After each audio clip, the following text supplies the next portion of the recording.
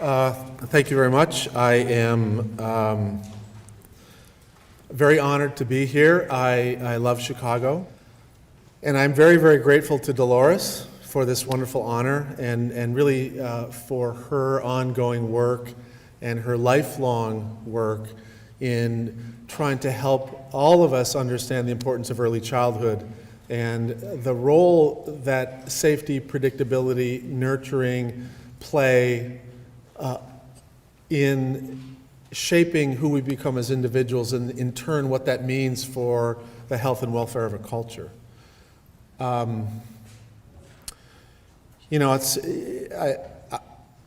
know there's a lot of things that I could talk about, and I have a limited amount of time.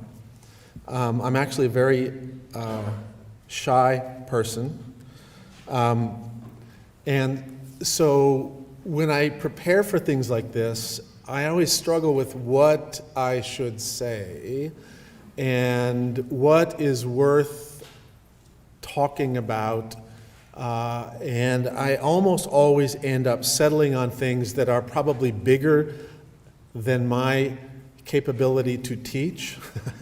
I think one of the biggest challenges that we have in the modern era, and really in any era, is figuring out how to make the world better for our children and our grandchildren. How do we take the things that we have learned from our parents and our ancestors and our neighbors and our educational systems and whatever means we have used to come to who we are, how do we take that information and sort through it and decide what parts of that are worth passing on and what parts of that should not be passed on?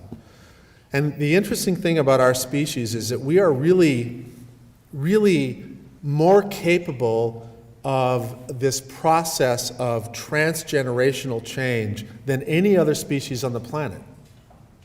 Other species learn and pass their learnings on to the next generation, but no species can do it with the same efficiency and effectiveness that human beings can. And the reason we're able to do that is we have a brain that is unique in its ability to absorb and store information at rates faster than any other species.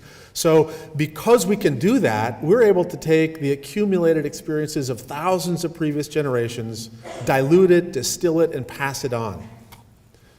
And your brain allows you to do that, particularly the top parts of your brain, the neocortex, which is most uniquely human genetically, and it's most uniquely human in the functions it mediates. So you've got lots of different parts of your brain that mediate moving your fingers, and parts of the brain that mediate forming relationships, and parts of the brain that mediate learning mathematics.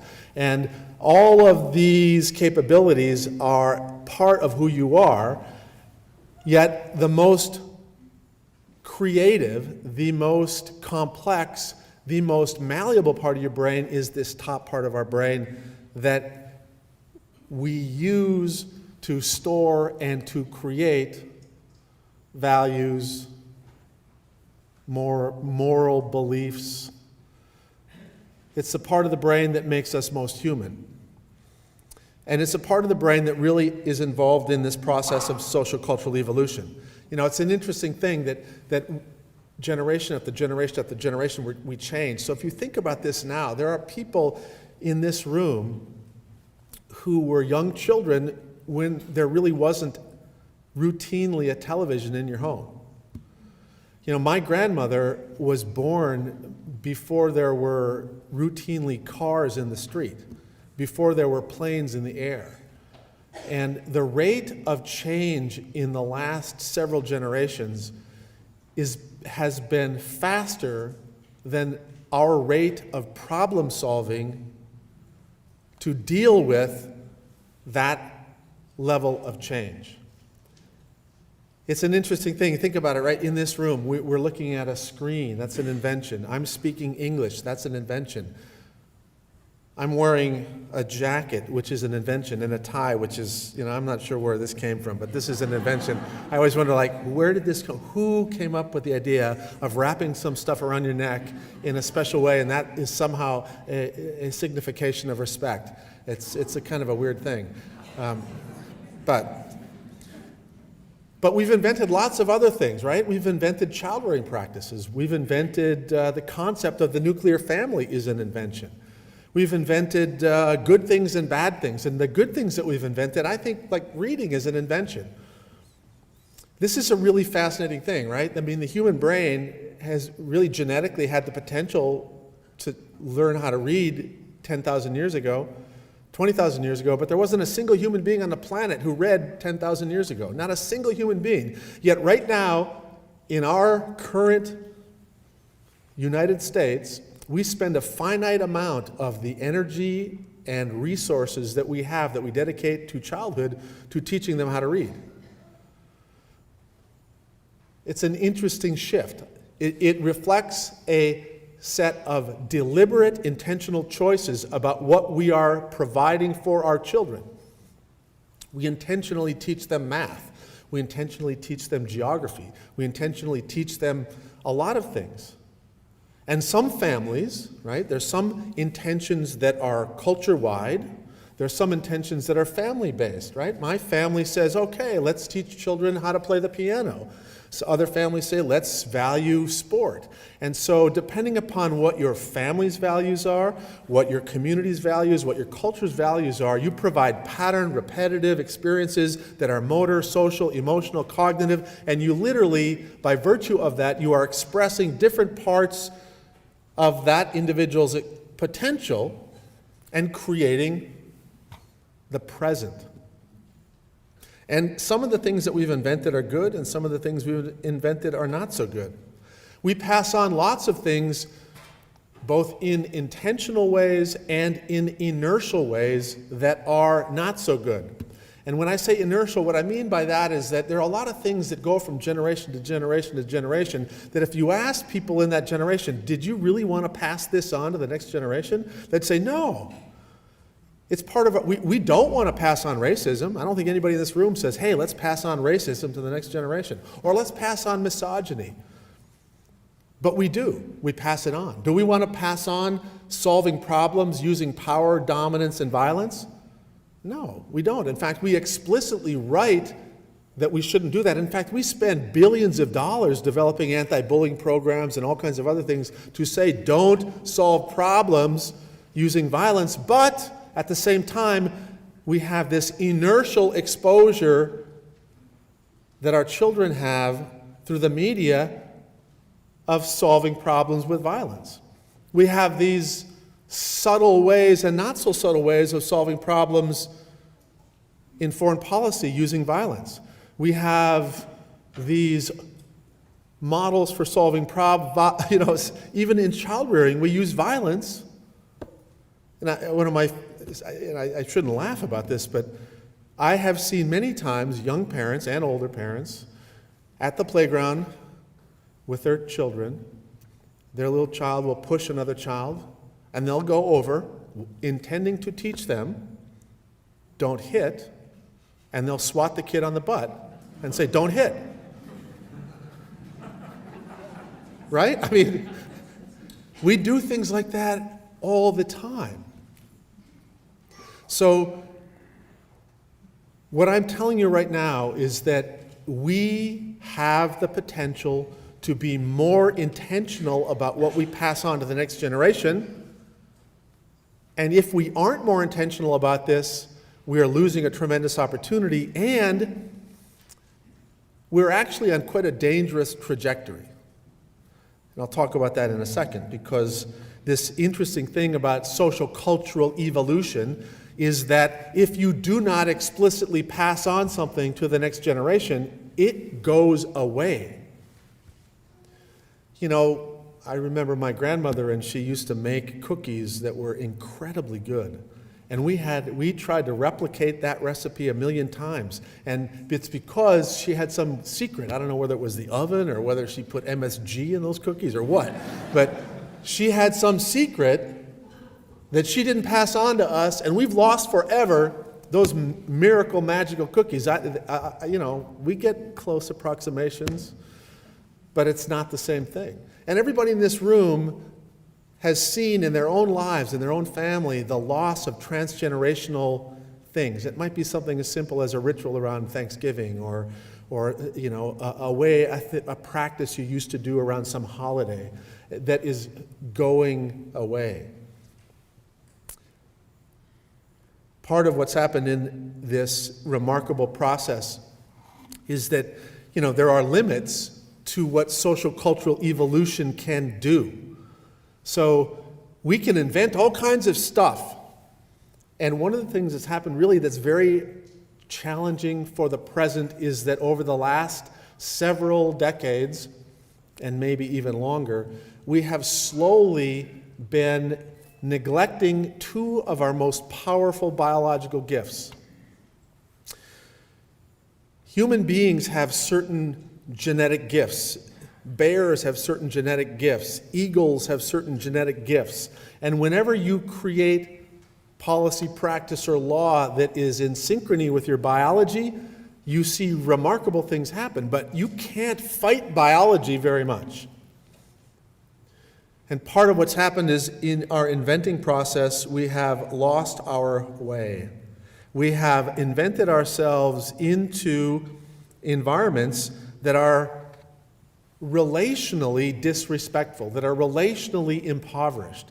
Let me just talk about this for a second. I'll come to early childhood in a minute. These are obviously interrelated, but one of the most powerful things that we have going for us as a species is our capacity to form and maintain relationships. Human beings in the natural world are slow. We don't have any natural body armor. We have no poisons that we can use. We don't really, we're not that fast. We are known to the other predators in the natural world as meat on feet. It's a little prehistoric joke there. All right, but the only way we survived on the planet was by forming working groups, by literally creating a larger functional whole. In fact, the lowest visible unit of evolution for our species isn't the person, it's the clan, it's the group. We are neurobiologically designed to live, work, play, die in groups. And in the natural condition in which human beings lived for 99.9% of the time we've been on this planet, we lived in multi-family, multi-generational groups. And in those groups, we lived together. The concept of private space was very odd, didn't exist. There was more touch, more conversation, more eye contact.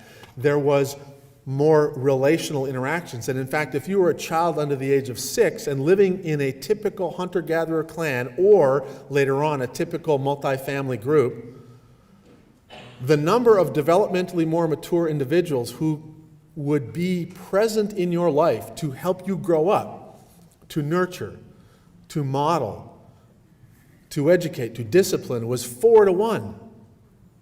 We now think it's an incredibly enriched early childhood environment to have one teacher and 8 kids. And it's not unusual to have one teacher and 20 kids. And as kids get a little bit older, one teacher and 30 kids. So we have an incredibly relationally diluted model for parenting, for childcare, for education. And I'll talk about the consequences of that in a minute, but let's keep exploring this. So we've got fewer people in our lives, right? The average size of a household has been shrinking. In the last U.S. Census, 1/3 of the households in the U.S. had one person. But if this is where we started, by 1500 in the West, we were down to about 20, 1850, 10, and by the 2000 census, we had fewer than 3 people in the typical American household. And the irony is, this is sort of coupled with this American dream of get your own home, get your own room in your own home, and then get your own screen in your own room in your own home. And so part of what's been happening is that there's been this fragmentation of experience, that we spend less time with each other in human ways, and we spend a tremendous amount of time in front of a screen. The consequences of this are not fully understood, but one of the things that we know for sure is this, that the relational landscape is changing. Now, Why does this matter? This matters for a number of reasons, and this poverty of relationships is extremely important because the normal neurobiological networks that you have in your brain and body that help you regulate your physiology, your stress response networks that control how well your pancreas works and how vulnerable you may or may not be to diabetes, how your heart works, how your lungs work, how your skin works, how your neuroimmune system works, and then how every part of your brain works, the part of the brain involved in moving, the part of the brain involved in forming relationships, the part of the brain involved in empathy, in compassion, in creativity, and productivity. Every single part of the brain and all the rest of your body are influenced by relational interactions. Your stress response systems and the neurobiological networks that you have that are involved in reward and the systems that give you pleasure are co-organized with the neurobiological networks that are involved in forming and maintaining relationships. And the mechanism by which this takes place is the early developmental experience you have with your primary caregiver, typically your mother. So human beings have wonderful sensory apparatus. We have eyes, we have ears, we have the sensation of touch. And one of the things that happens is these external sensory apparatus that you're using right now to hear me and to see these images, these sensory apparatus connect you one to another. And your senses turn these experiences, visual input, auditory input, tactile input, into patterned neuronal activity that goes up into your brain and sends a variety of signals, a cascade of neural activity that influences how you develop. And so this is important because in the little alien baby here, they have an undeveloped brain. Their capacity for language is yet to develop. Their capacity for forming relationships has yet to develop. Their capacity to use their fingers to play a piano or manipulate a joystick is yet to develop. And it is waiting for experience. Your brain and the neural networks you have in your brain develop in a use-dependent way. Your brain has literally 84 billion neurons, and each neuron has probably 200 to 2,000 synaptic connections, and each one of those synapses is firing at a rate of about 80 times per minute, and that incredible complexity creates networks of activity, neural networks of activity that somehow make us who we are. But one thing that we know is that these neural networks develop as a function of repetition, and what you'll see here is the creation of a synaptic connection. This is a plate of neurons. And this, oh, by the way, this is me when I had brown hair. I'm just saying, I used to really look young. So this is a plate of neurons, and that's not a plate of neurons.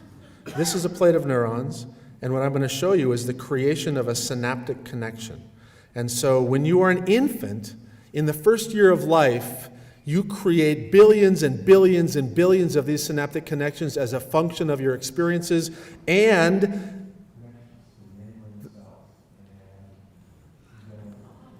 pretty cool, right? Now think about this. This is a very powerful thing.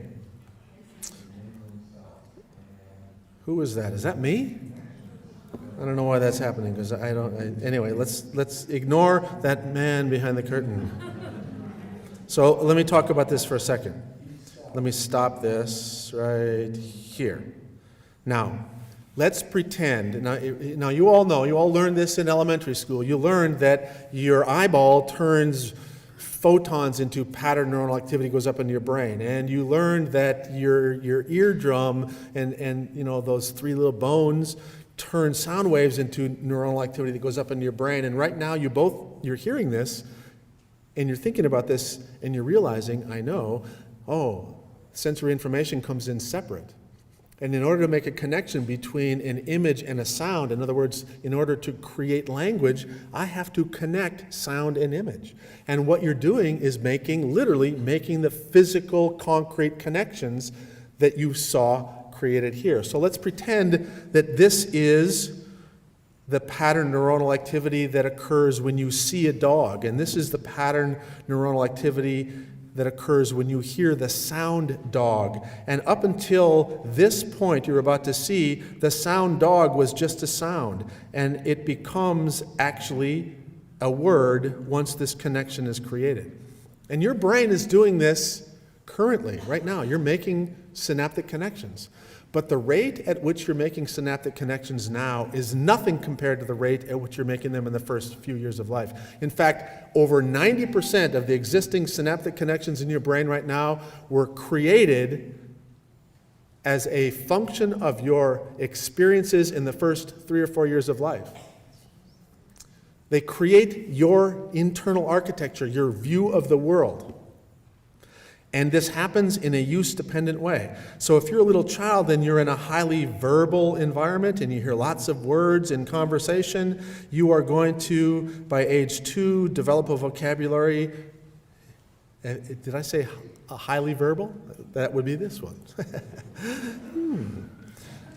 If you have a highly verbal early environment, by the time you're 2 years old, you've got a vocabulary of 600 words. If you've got a low verbal environment, your vocabulary is only 150 to 200 words.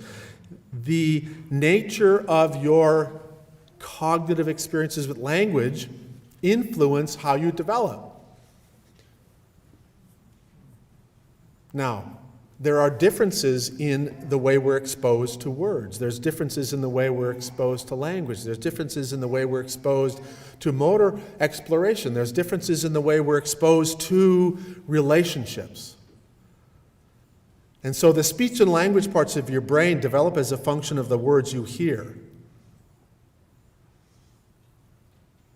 And the parts of your brain involved in forming and maintaining healthy relationships also develop as a function of the relational interactions you have. So if you're a child who grows up in an environment where there's a lot of people in your life who are attentive and attuned to you, you get lots of social repetitions. And if this is a single day in the life of a typical child. This is from a real child. This is 6 in the morning, this is noon, this is 6 at night, and this is midnight. The inner circle is positive relational interactions with somebody in the family.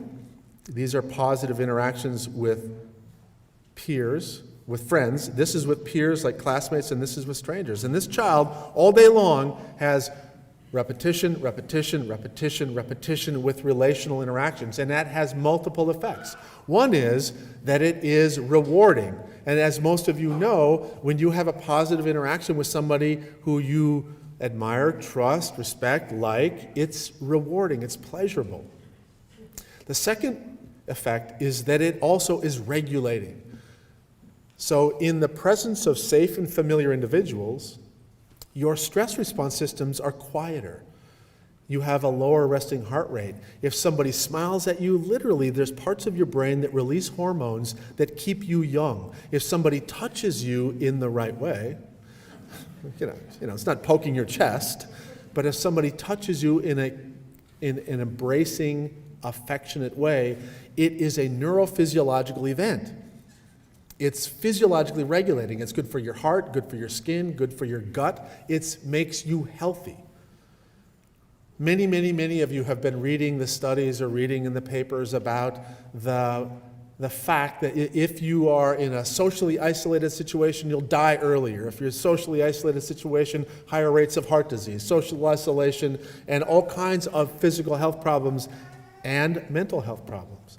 So this is a healthy child with a relationally enriched environment, and this is a child in foster care. This is the best day that he had. And so this child has significant poverty of relationship and poverty of reward. If you have poverty of reward, you're much more likely to use other ways to get your rewards met, other ways to regulate. And some of the ways that these kids use to regulate is, wow, I'm dysregulated, let me smoke a joint. I'm dysregulated, let me drink a little bit. I'm not getting any reward, let me take some cocaine. I'm not getting any reward, let me eat sweet, salty, and fatty foods. So there are you increase the probabilities that someone will utilize maladaptive or unhealthy forms of regulation and reward by having poverty of relationships. In turn, if you have a healthy relational environment, your ability to resist unhealthy forms of regulation and reward is so much better. So, the relational significance, relational neurobiology, and its interconnection between the stress response system and the reward system is absolutely essential to understanding public health issues like obesity. Absolutely essential to understanding and interpreting the adverse childhood experience work, where we know that the more adversity you have when you're young, the more likely you are to have mental health problems, physical health problems, substance abuse, and in turn, even if you have adversity, if you have relational health, those effects can be buffered. They're protective. Because adversity is all around us. Everybody is going to have adversity. If you have adversity in the presence of safe and stable relationships, you end up with having fewer long-term health, mental health, social consequences. If you have minimal adversity in relational poverty, you end up being very, very, very at risk. This is something that makes me say that it is as important for us to think intentionally and deliberately about creating social, emotional, relationally enriched curriculum as it is to develop curriculum around science, math, engineering. In fact, I would argue that it's more essential that we develop intentional opportunities for relational enrichment in the lives of our children in order to express his potential, because of what's been happening in the last several decades. The last several decades, as we have invented the present with the onset of screen time, with the onset of mobility in communities, with the onset of acquisition of private living spaces. You know, it's an interesting thing. I like my house, but it is isolating, and it is I live away from my family, my extended family. I live away from my neighbors. There's a cost to the choices we've made about the way we have created our lives. And one of the costs is all parts of the brain develop in a use-dependent way. And if you raise a child, and I'm not talking about in an abusive environment, but you raise a child in a typical American environment, and they watch television the typical number of hours American kids watch, and they have a cell phone and screen time the way a typical American kid has, they will end up at age 15 having had the same number of social emotional learning opportunities that 3 decades before would have been typical for a child who's 6. In other words, we've got 18-year-old kids who have the cognitive skills of 18-year-olds, but they have the social emotional skills of 6-year-olds. They're more self-centered, they're more self-absorbed. Why do you think these kids are taking photo after photo after photo after photo of themselves and posting it online? I mean, seriously, they are so self-absorbed that they think I give 2 shits about what they had for lunch. Excuse my language, but they photograph, oh, I had this for lunch, tweet it, okay, awesome. Like, I don't care. Now, there are many, many, many, many manifestations of this problem. One of them is a study that was looking at the MMPI. Now, many of you don't know what that is, but the MMPI it's a test that you can take that sort of looks at various aspects of personality.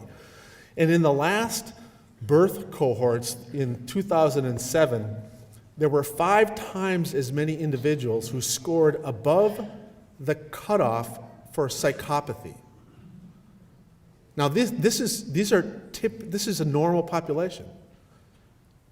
So in comparison to 1938, in 2007, in the general population, there were 5 times as many individuals who met criterion for what used to be considered psychopath.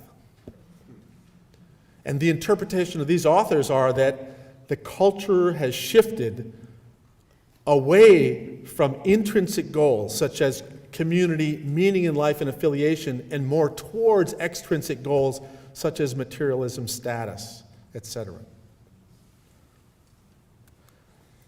Another study. There's a standard test that people have been administering for many, many years, and it measures empathy and different aspects of empathy. And they noted significantly empathic subscales dropping significantly, particularly around perspective taking, which is a more developmentally mature capability. In other words, basically what they're saying is that we've got a bunch of 18-year-old, 19-year-old, 20-year-old college students who have the empathic capabilities of children who are much younger. It's like language, right? If you hear half as many words, you're going to have a vocabulary that's half as developed. We are raising children who are literally coming of age with good cognitive skills, but very, very poor social emotional skills. And this is really important for a lot of reasons, not the least of which is the fact that we live in a representative democracy. What is one of the most powerful indicators of investment in community and being other-oriented than voting? Look at this. This isn't the election when you would have thought the youth would have been energized. This is when Obama was first elected, and the lowest percentage of voters were the young people. This is in the last election. How can you have a representative democracy when people are disengaging from the electoral process? Again, this is a reflection, I believe, of this undeveloped social emotional potential. And it's why we need to start thinking more deliberately about creating environments that can help express that potential in individuals. Again, if you go and you look at and do surveys of people in the corporate world, and you look at what they're seeking in new hires, and this is from a survey in St. Louis in 2013, and they went to all of these people that are hiring. And they said, well, what are the major deficits you're finding in the people that are in the job market and the young people coming out of school? None of these, I know you can't read this very well because it's it's a bad slide, but basically down here is all the hard skills, the STEM things that we're all concerned about in education that we have to teach towards. Well, they don't care about that as much. All of this stuff is the soft skills. These are things like, they're not effective in groups. They don't know how to communicate. They don't have fundamental interpersonal skills.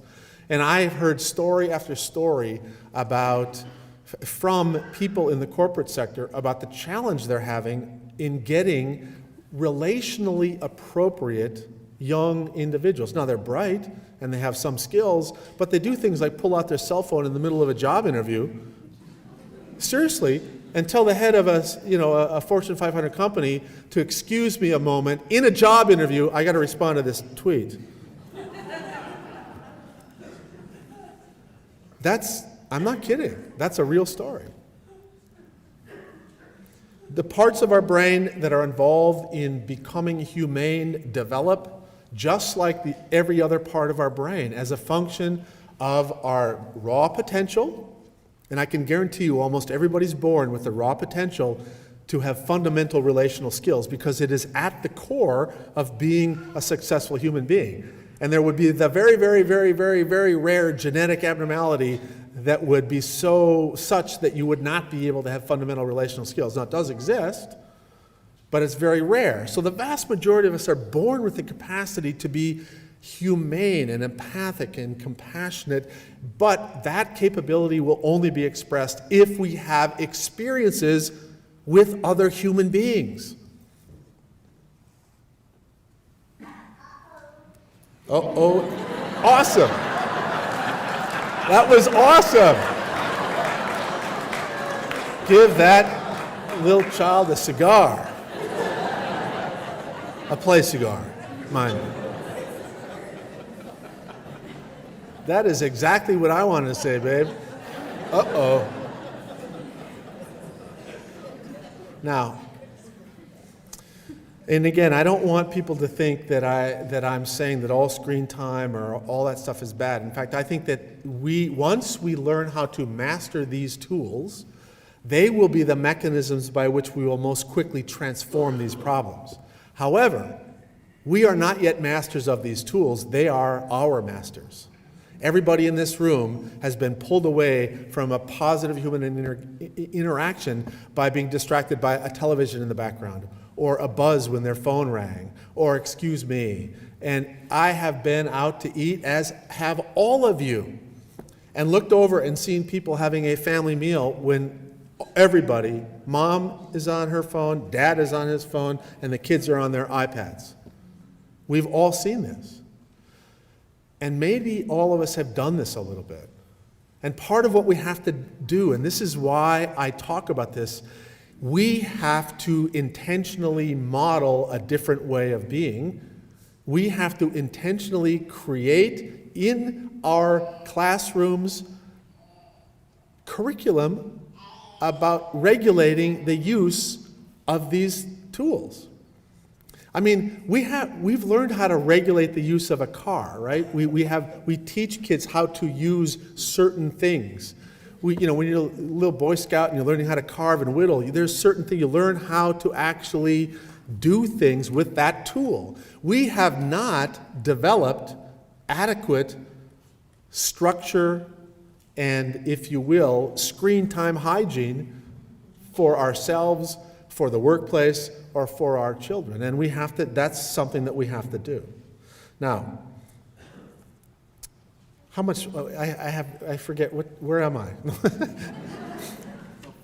15 minutes, all right. So, I talked for a minute about, actually quite a few minutes, about the one area where we've been developmentally disrespectful. We've created and invented, not intentionally, but we've invented ourselves away from our relational needs, and it's playing a role in many of our problems. The other area where we've been broadly disrespectful is underestimating the power of early childhood. And the reason I think it's important for us to be aware of this is that the set of problems I just described will be most easily remedied by addressing early childhood relational environments. And the reason I say that is that so much of the fundamental biological capability and neurobiological growth of the individual takes place early in life. So if you look at physical growth of the brain, it plateaus when you're 4 and 5. Now, it doesn't mean you stop developing. Many important developmental things happen. But the fundamental architectural growth of your brain slows down tremendously. There's periods in the third trimester when you're making 20,000 brand new neurons per second. Now, you're making new neurons today, but you'll be lucky if you make 300 or 400. No, seriously, that's a good day. For me, I'm happy to get 50. But so the rate really slows down. And again, we're malleable. Human beings continue to be malleable and changeable, but the fact is we have this incredible gift early in life when we are most responsive to experiences, both good and bad. Let me start with the bad. Some of you may have heard about this, but if you look at a bunch of adults and you line them up and you say, all right, I want to know about your physical health, about your mental health, about your academic productivity. I want to look at all these different aspects of your life. Did you go to jail? Do you take drugs? Do you have good relationships? Are you suicidal? So, literally list all kinds of stuff. And then I want to look at your history, your developmental history. Did you have adverse experiences? Did you have developmental trauma, child abuse, neglect, exposure to, combat? Did you have things as you were growing up that were overwhelming, that were stress activating in an unpredictable and prolonged way? In other words, did you have developmental trauma? And if you did, here's what happens. The more adversity you have when you're young, the more of these adverse childhood experiences you have, the more at risk you are for expressing problems in physical health domains and mental health domains and social domains. So over here, when this says morbidities, basically what they're talking about is, do you have heart disease? Do you have mental illness? Do you have substance abuse problems? Have you had a suicide attempt? Did you drop out of school? And so the more adversity you have in this linear way, the more bad things happen, the more compromise there is in your development, and the more vulnerable you are. Now, it's interesting that many of you know about we've had big public health campaigns about the fact that if you smoke, it's bad for your lungs. And if you smoke, you're going to have a risk for heart disease. And if you smoke, all these bad things will happen. And if you drink alcohol, you can get cirrhosis. And if you drink alcohol when you're pregnant, that can cause fetal alcohol syndrome and all kinds of stuff. But did you know that your risk for having a heart attack is greater if you have 3 adverse childhood experiences than if you smoke 2 packs of cigarette a day? So developmental adversity is a powerful determinant of health in multiple domains, health and global wellness. Now, so this is an important thing. Turns out that this curve actually needs to be modified a little bit. If you think what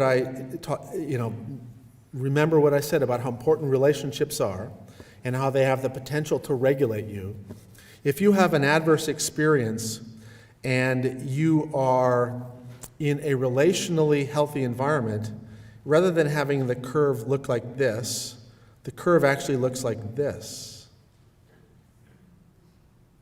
In other words, you can have no compromise and have significant adversity if you have relational health. And if you have relational poverty, it actually looks like this. Relational poverty in and of itself, even without overt adversity, leads to increased risk for heart disease, mental health problems, and so forth. And this is a different way of saying this. This right here is, and again, I don't want to use too much data, but I just want you to get the Gestalt feeling that the more this goes up here, the more this goes down. In other words, these are bad things here. This is how healthy the brain is. And the more bad things, the less healthy your brain is.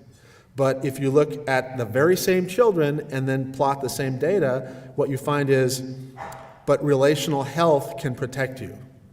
The more relational health you have, the more you're able to basically develop normal brain functional capability. And you can see this we've seen this across all different age groups. Adversity makes you vulnerable, relationships protect you. And this, of course, if you then think about the fact that it's almost impossible to avoid adversity in your life, it makes it all the more important to start thinking about deliberate creation of relational health. How do we think about how our neighborhoods are constructed? How do we think about the way we build even our own homes? How do we think about the fact that, even though I've got a lot of money and I could have a separate room for both of my kids, I want them to share a room. Or how about I take a TV out of their room, and if we're going to watch TV, we're at least going to be in the same space. How about if we actually have more family meals? How about if we do all kinds of little structural things to increase the number and quality of relational interactions? You are literally buffering your children from the inevitable adversity that they will be experiencing. They will be better regulated, they'll be better capable of learning, they'll be better capable of sharing, and they'll be better capable of creating. One of the things that we know is this, again, the early developmental experiences are disproportionately powerful. Early developmental bad and early developmental good. So this, again, I don't want you to read all of this unless you're really bored. But you might want to look at this at some point if you're sort of academically inclined. Bottom line is this. This is from a study where a bunch of children were given very high quality early childhood programming. and it lasted for about 2 years. And so when they were really little, and these were kids that came from pretty high-risk environments, they gave them really high-quality early childhood programming, and it cost money. It cost a little bit of money. Not a ton of money, but it cost some money. And then they went off into the world and they grew up. Now, people tracked their emotional and cognitive outcomes, and they were better as they got into childhood. But this study actually went back to these kids now that they're adults and looked at physical health factors. And they found that brief social, emotional, early childhood focused environment that was relationally enriched literally had enduring physical health consequences that were powerful and positive. And again, this speaks to the power of early childhood.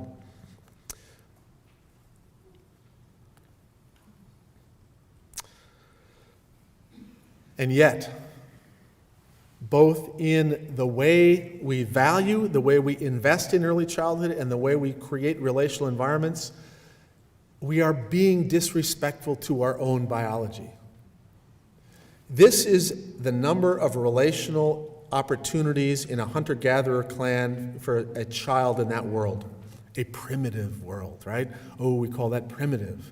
And here is a modern kid who's got a single caregiver and goes to a child care environment where the ratio is 1-4, which is like almost unrealistic. And even under those circumstances, this child has 1/20 the social emotional learning opportunities that this child has. The question is, are you going to help change that? Because if you don't, the people who literally got up on a Saturday morning, one of the most beautiful days of the year, and came to listen to me talk about this, if you're not going to do it, who in the hell is going to do this? Seriously, we have to do this. We have to be intentional about this. We have to recognize that we have the power to make changes, small and big, both in policy and our own lives, that will ultimately help us depart from this trajectory, because this is a transgenerational deterioration. Think about it. The statistics about the number of isolated, overwhelmed families now compared to 2 decades ago is stunning. It's hard to raise kids, let alone raising them on your own, and let alone raising them away from your parents and your aunties and your cousins. And so because we are a mobile culture, it's not unusual to have a single isolated caregiver have responsibility for multiple children at once and have nobody who knows her in the neighborhood, she's not connected to a community of faith, she's not connected to her extended family, and that is a disaster. This mother may be well-intended, she may be hardworking, she may be Mother Teresa could not do the right thing by those children, honestly. We have to change this. This is the return on investment curve that James Heckman, a Nobel laureate from Chicago, developed a number of years ago. And it basically shows you, again, that if you invest in these early programs, if you do something that's resonant with our biology, we're most malleable early in life, let's invest in that time in life, you get a huge bang for your buck. But this is a curve I made in 1996 that basically shows the malleability of the brain. Here's the malleability of the brain. It changes, but it's easiest to change here. And this shows you how we spend money to change the brain in our culture. This mismatch between potential and opportunity is really a disaster. And if we can act on this mismatch, we can change the world. We literally can see a quantum leap in the productivity, the creativity, and the humanity of our species. And I can tell you right now, when you start to look at things like the number of people on this planet, we're going to have to learn how to live together, right? Think about it. How many people are on this planet? A lot. I don't have it in here. I can't find the slide quickly, but here's the bottom line.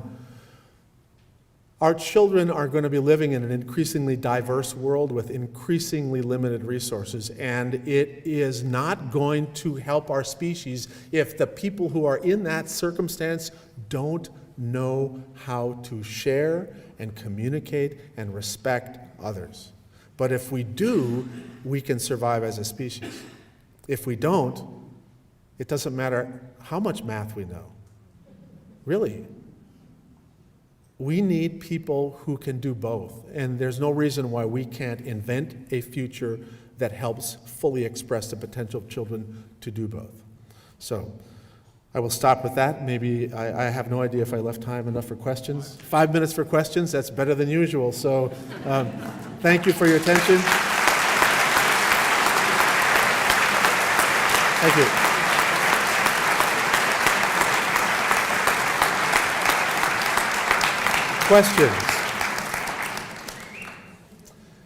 Questions, comments, hopes, dreams, dirty limericks. I'm open for anything. Yes, there's a question over there. Yeah, I would. It's okay. I can speak loud. I can speak as loud as Bruce did. That's okay. Thank you. I was in a household a couple days ago for dinner, and they had an 18-month-old child, and he was using one of these digital devices that read to him, and he knew how to push the buttons to change the programs, but they all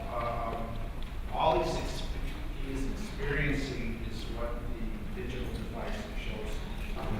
I kind of threw that out. I took a book and started reading it and saying, touch this, and looking at the words and pointing out words. And do you have any idea how that will be transformative? Because this is happening everywhere. You go to a restaurant, you will see little children all on their devices while the parents are either talking or on their devices. Well, you know, your observation is something that I think all of us have seen.